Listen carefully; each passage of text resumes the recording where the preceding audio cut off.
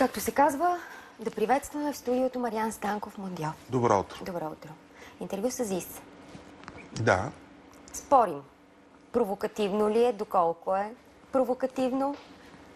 Имахме дискусии през седмицата и сега казваш, че Изцяло. не е провокация. Аз виждам доста това провокации. не е провокация. По никакъв начин. Това е Азис. Ако вие все още го намирате за провокация, значи той има безкрайна фен маса. Само това мога да кажа. Това е едно много красиво видео. Съжалявам, че ще прозвучи така много нахално от моя страна, но може би най-красивото видео тази седмица, пускано по Нова телевизия. Скромен си. Много съм скромен. Оператора Росен Илиев, монтажиста Лъчезар Иванчев имат основната заслуга, за да стане толкова красиво това видео. А за да стане толкова истинско, толкова откровенно, както никога до сега, заслугата е на Азис. Сега, аз казвам, че това видео е провокативно, но истината е, че аз самата чух в това видео не толкова провокацията, колкото много, много искреност. В следващите минути ще чуете Азис да казва, може би трябва да обясним още нещо, да. Да казва, че заради славата е изгубил лицето си. Казва той, заради тази моя популярност всичко мое стана нещо за общо ползване. Това е, което аз чух. За първи път ще го видим така. Аз наистина не знам, никога не сме го виждали така. Той захвърля всякакви корони, всякакви клишета, всякакви титли. Изгори ги в огън. В 5 часа, в които снимахме, той просто изгори всичко в огън. И го видяхме като едно обикновено момче, което е имало огромния шанс заради огромния си талант да бъде това, което е. Защо съм в едно легло с Азис? В 21 век това е въпрос, все едно да ме питаш, защо когато отида в Рим се снимам на площада Свети Петър? Добре, нека да видим интервюто и след това ще си Не говорим. може да имаш Азис и да не го снимаш в едно легло. Добре, нека да видим интервюто с Азис.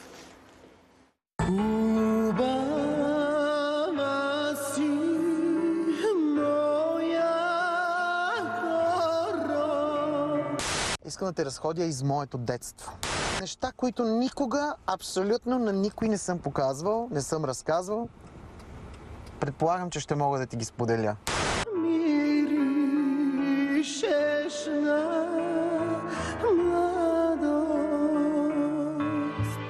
Това е читалище Аура. Тук за първи път дойдох на актьорско майсторство. Сам се записах. Бях 7 годишен, без никой да знае, нито майка, нито татко. Попитаха ме, баш, ще знаят ли? Аз излъгах и казах, да, знаят. Платих 7 лева или нещо такова, беше някаква такса, които бях откраднал от майка. Моята мечта беше и е да бъда актьор. Да мога да играя в театри, да се снимам в киното. Аз постфактум и по наследство просто мога да пея. И го правя, защото по този начин оцелявам. Не пея, защото много обичам да пея. Аз просто пея, защото татко е страхотен музикант и съм наследил от него тази дарба. Но ето тук, ако ми беше тръгнало, от тук щях да тръгна. Това е пътя от Света Троица. И може би щях да стигна Холивуд. Тук, между другото, за първи път видях Мадона. Но в това читалище гледах филма "Кое е това момиче?" И всички си спомняме този филм, каква истерия предизвика, защото тя тогава се появяваше с една балетна пачка, отдолу клин на точки, отгоре лачен потник. И тогава си казах, майчице, искам да приличам на тази жена. Колко време продължи авантюрата ти с Аура? Само сега ще ти кажа нещо, сигурно е много... То е и тъжно и смешно. Може би 10 или 20 дни и трябваше да изиграем сценка в киното долу, в който прожектираха Мадона. Имаше постановка някаква, не помня, но аз трябваше да играя Дядо Мраз. Аз не исках да играя Дядо Мраз, както се сещаш. Аз не исках да играя мъж. И тогава купиха памук и налепиха памука за лицето ми с едно отвратително лепило, което става като на люспи, такова тъмно кале ли беше, не знам какво беше. Залепиха ми го, сложиха ми някаква вехта с червена дреха. Аз казах на нашите много се очудиха. Усетих възхищение в тях по някакъв начин. Имах представление, майка не дойде, татко дойде, сам. Гледаме, аз имах 2-3 реплики, излязох там и за пердетата стоях и дишах прахта и миришеше на дървесина, знаеш на какво, на старо, на социализъм. И излязох, казах си думите, треперех целия и след това нямах търпение да сваля брадата. Още тогава усетих една лека дискриминация. Може би са се опитали да ме прикрият моя етнос с цялата тази брада, с шапката, качулката и така нататък. Но още тогава си имаше тази дискриминация. Колкото и да казват, не, ние сме толерантни, няма такова нещо. Черният човек винаги остава черен и умира като черен. Никога като равен.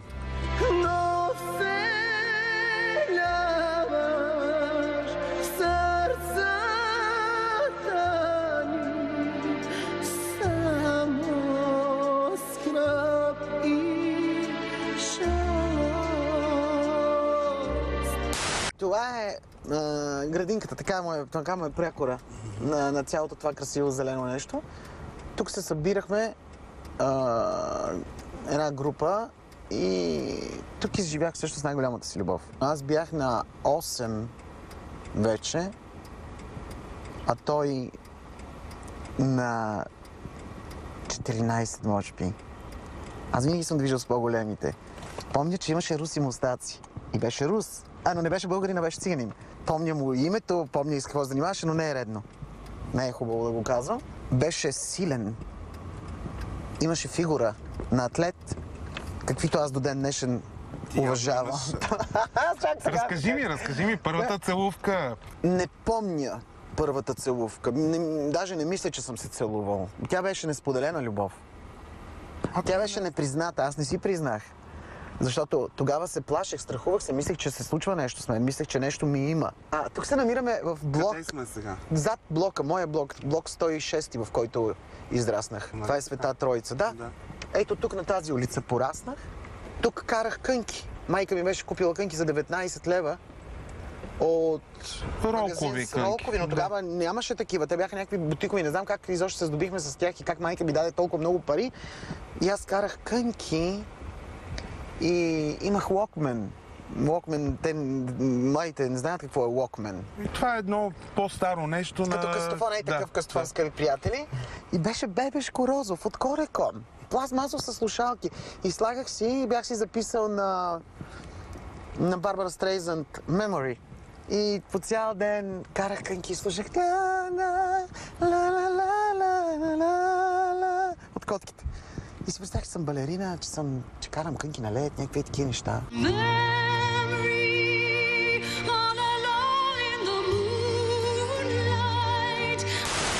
Може би аз съм бил най-наплашеното дете и детето с най-много страхове и мисли в главата си, че нещо не е наред. И точно за това, когато пея, моят глас, каквато и да е песен, звучи тъжно.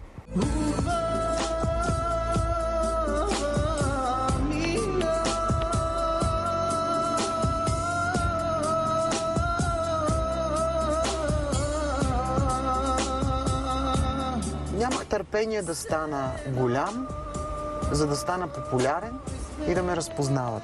Сега, ако мога да върна живота си назад, никога не бих станал популярен отново. Защото аз изгубих лицето си. Искаш да ми кажеш, че ти днес в тази кола, между една изчезнала лавка и едно старо твое училище, ми признаваш, че си допуснал грешка, ставайки звезда. Да, огромна грешка беше това, че аз станах звезда. Славата отне абсолютно всичко мое, което е, и то стана за общо ползване, за масово ползване от публиката. На практика ти днес ни разходи в София.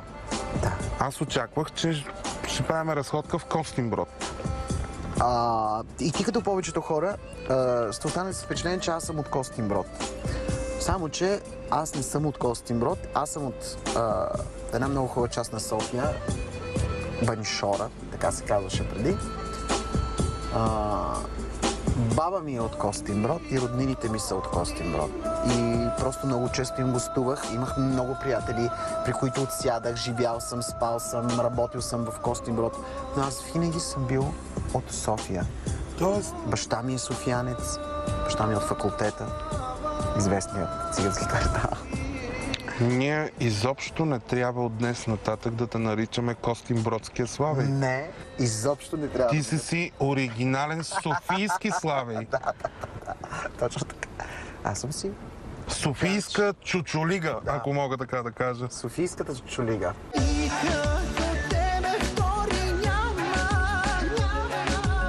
Ти ли си кралят на поп-фолк?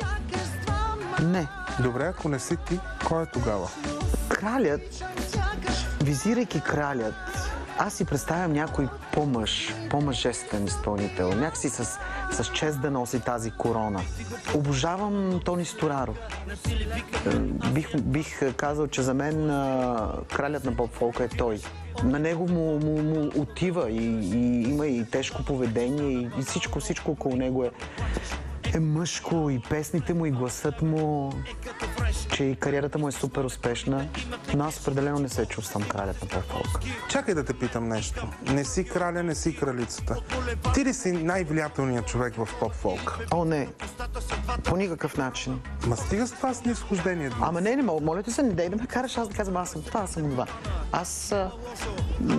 Аз съм, може би, най-лиричният глас. Аз съм, може би, певец, който пее с най-голямо чувство и най-нежно, и с най-голяма динамика, но аз не съм нищо повече от този глас. Наистина, нито съм принцесата, нито съм кралицата, нито съм краля, нито съм фешън икона, нито съм каквото и да било. Как ми омръзна този мой театър, фалшивата ми маска, с която ме обича. Аз изпях душата си в тази песен, но не съжалявам за нещата, които съм направил. Даже напротив, аз се забавлявам до ден днешен с образите си, за този театър, за гримовете, перуките, миглите, високите топчета. Ами аз исках да си го изживея. Той сега ми е хубаво, когато обувам високи обувки понякога. Последния път, когато бях като Бионсе, аз страшно много се харесах. Тоест не намираш женският ти образ за някаква гротеска? Беше, преди да отслабна, беше. Но сладка гротеска, забавна. Гротеска, която те кара да се усмихваш, а не да си извърнеш главата на другата страна. Бях забавен. Аз не казвам, че не бих сложил рокля. Още сега мога да имам тук в гардероба, мога да ви покажа някаква рокля, но... Ама както се казва, остаряваме, краката вече не държат краката вече не държат, въпреки че аз колкото повече остарявам, толкова по-добре изглеждам, което това се отнася за холивудските звезди. Но аз, остарявайки, наистина намирам у себе си нови черти, които си харесвам. Какво е нещо, до което в момента харесваш най-много в себе си? Краката си, бедрата си. Те затова си на преден план. Кога си казваш стоп, Васко, прибери си Азис? Отдавна съм го прибрал някъде в гардероба. Отдавна. И ти ме познаваш от много години и знаеш, че всъщност Азис и Васко си се припокриват. Единствено Азис става различно, когато се нагримира, преоблече и излезе на сцената, но той е различен просто защото е пъстър в този момент, весел, ха-ха-ха, музиката е силна и после се прибирам, аз съм си същия. Хей, момиче, позната ми е твоята болка. Хей, момиче, представа даже нямаш колко. Какво значение имат парите в твоя живот? Знаеш ли, на мен ми стигат, както и да прозвучи това нещо, на мен ми стигат да имам за храна, за гориво, наистина, и да мога да посрещам нуждите си, дневните, месечните, това е. Не лъмтя за много. Не лъмтя. Аз нямам отношение към парите. Никакво. Никакво. Хората сега знаеш ли какво ще си кажат, вероятно? Този милионер какви неща говори? Ами нека си го кажат, аз не съм милионер. В тази държава е много трудно да бъдеш милионер, защото всичко е толкова скъпо, защото ти ще си купиш 3 неща и този милион ще изчезне моментално. Говоря за 3 неща или 2. Имам толкова, колкото да мога да наистина да си посрещам нуждите И на края на месеца, естествено, пак трябва да работиш, за да докараш някой лев вкъщи. Знам, говорейки ги тези неща, хората не ги вярват, но ако щат. Хората, които са в бизнеса, знаят, че всъщност ние нямаме. Откъде да ги събера, като кажат милиони? Чакай бе, аз за колко пея, нали, в седмицата, колко концерти имам? Или в месеца? Как се трупат? То аз, докато по време, през този период от едно участие до друго, ти не ядеш ли, не пиеш ли, не си ли пазаруваш за вкъщи? Или само трупаш и лихви. Ако си малко по-умен, ще разбереш, че всъщност нищо не можеш да събереш в тази държава.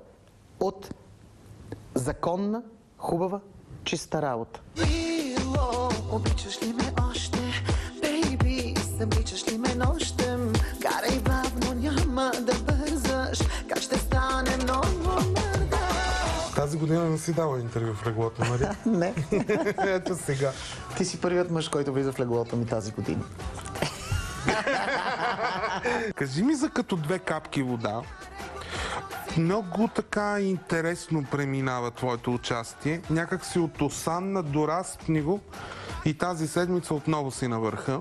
Да, Стиви Уондър ми помогна страшно много. Ужасно много ми...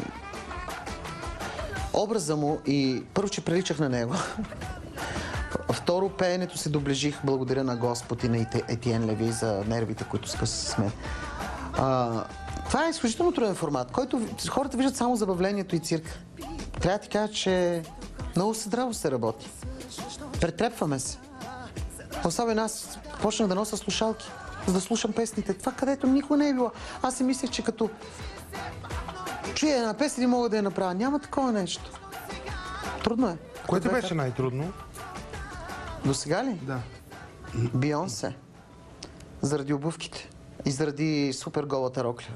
Защото когато съм гол на сцената, аз чувствам истински гол. Аз чувствам, че някой нещо може да ми направи в същия този момент.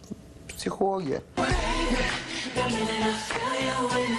Фицата, Ненчо, Криско, Маца, Жана, Джуджи, Нона. Ти знаеш какви хубави хора, как хубаво си хортуваме, общуваме, черпим се с шоколад, с бомбони, правим баница, носим питки, някакви такива неща.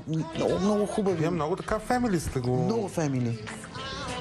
Вече знаеме тайни един за друг, споделяме си, правим си селфита, знаеме, че, например, много харесва моя телефон, какви снимки прави и постоянно си се снимаме с нея.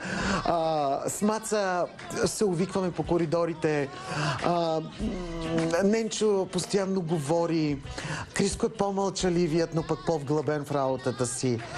Фицата винаги е така леко, дали... Рио де Жанейро, ще да кажа. Робърт Де Ниро. Джуджи постоянно много е шумна. Абе, забавлявате се. Много е хубав. Въобще не съжалявам, че влязох там. И това е единственото реалити, за който не ме е яд. Верно ли? Да, единственото реалити е това. Ако можеш да бръкнеш в миналото и да върнеш някакъв конкретен момент от него, какъв щеше да е той? Концертът ми в Турция, в Истанбул, в Бурса, когато плаках на сцената. Защото хората плачеха. Хората плачеха. Срещу теб? Да. Как можеш да пееш, когато всички плачат срещу теб? Спрях концерта. Когато казах Евала, песента ми, и така се вика и се крещя толкова хиляди хора, че се чуваше едно бумтене, като сякаш става някакво нещастие, сякаш става земетресение.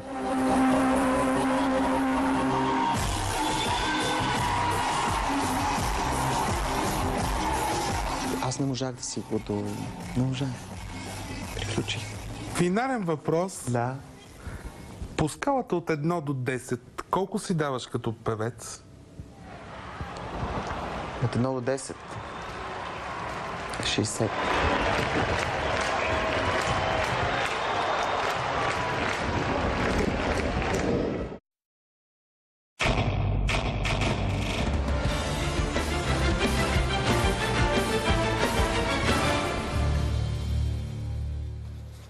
Така, аз всъщност си давам сметка, че подведох зрителите, когато казах, че това е интервю с Азис. Това е интервю с Васил. Нали така? Точно така. Заради това думата провокация просто не трябва да използваме. В никакъв случай. Защото аз исках да направя точно това интервю. Всичките ми колеги в последните години се опитват по някакъв начин да го провокират. Не е нужно. То е това, което виждате.